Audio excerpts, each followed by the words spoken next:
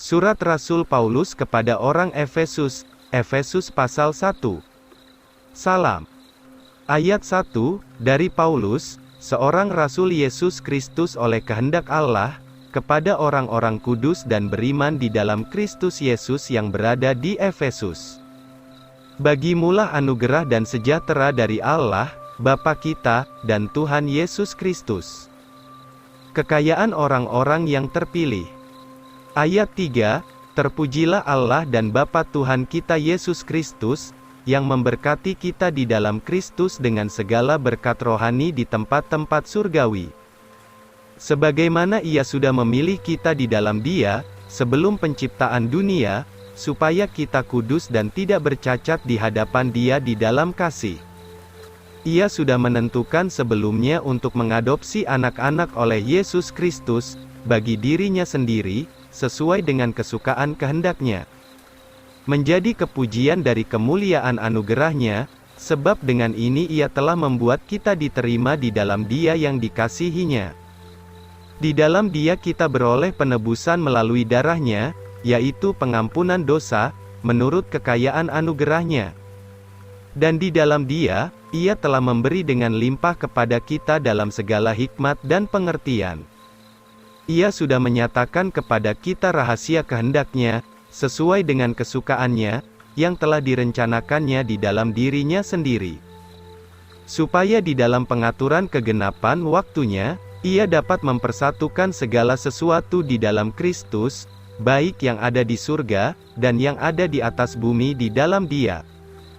Di dalam Dia juga yang mengerjakan segala sesuatu, menurut rencana kehendak-Nya sendiri kita sudah memperoleh suatu warisan, yang ditentukan sebelumnya sesuai dengan maksud-Nya. Supaya kami, yang pertama-tama menaruh harap akan Kristus, menjadi kepujian bagi kemuliaan-Nya.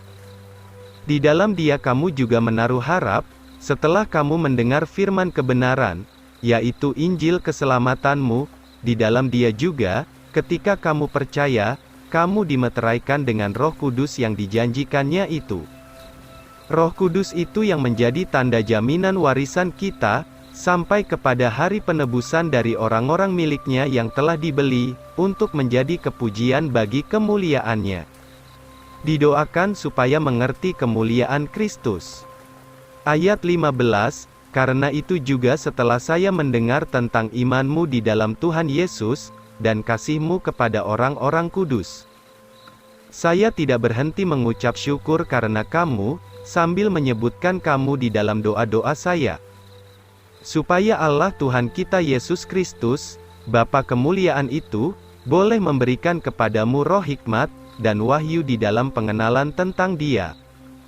Supaya mata dari pengertianmu diterangi, agar kamu dapat mengetahui apakah pengharapan panggilannya, dan betapa kayanya kemuliaan dari warisannya di dalam orang-orang kudus. Dan betapa hebat kebesaran kuasa-Nya bagi kita yang percaya, sesuai dengan pekerjaan kuat kuasa-Nya, yang dikerjakannya di dalam Kristus, ketika Ia membangkitkan Dia dari antara orang mati, dan mendudukkannya di sebelah kanan-Nya di tempat-tempat surgawi. Jauh melebihi segala pemerintah dan kuasa, dan kekuatan dan kerajaan, dan setiap nama yang disebut, bukan hanya di dalam zaman ini, melainkan juga di dalam zaman yang akan datang. Dan Ia telah menaklukkan segala sesuatu di bawah kaki-Nya, dan menjadikannya kepala atas segala sesuatu bagi gereja, yang adalah tubuh-Nya, kepenuhan-Nya yang memenuhi semua di dalam semua.